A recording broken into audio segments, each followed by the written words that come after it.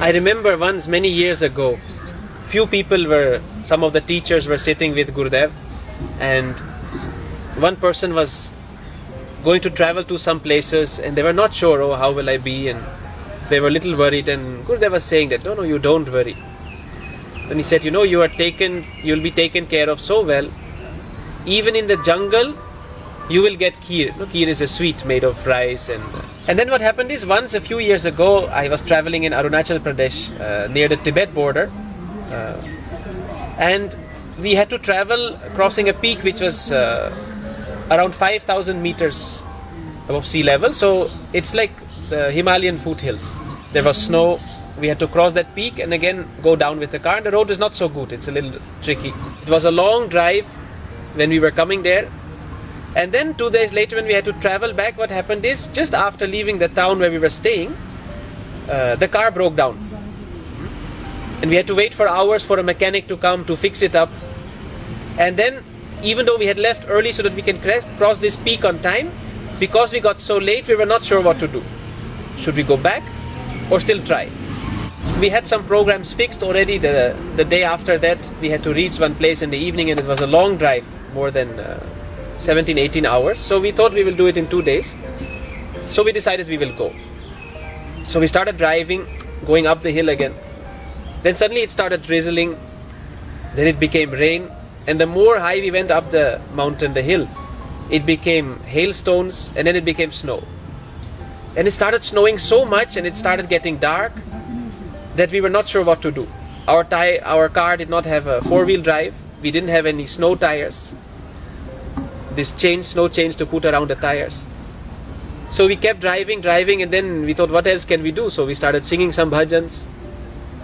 We started chanting. And then finally, the car was going very slowly. Very difficult, because there was not much grip on the snow. And in front of us, one truck was going, and it was sliding like this on the road.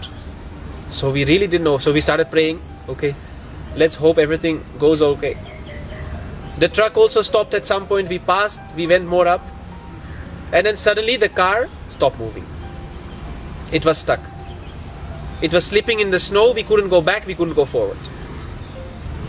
There was no phone network there. So we had nothing else what we could do. We were stuck there, we hardly have any food. And then the driver said we have to keep the engine running, because if it shuts down in this cold, the fuel will freeze and we cannot move anywhere even in the morning. So we waited. It snowed, this much snow, it was increasing.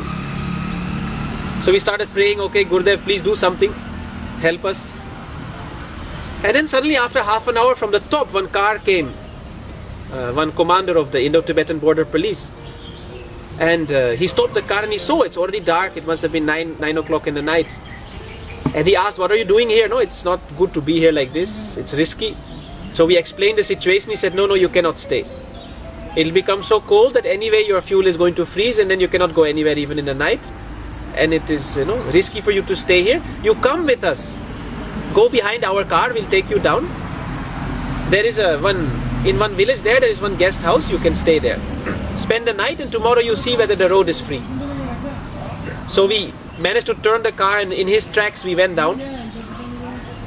After another half an hour of drive, 45 minutes, we reached the village.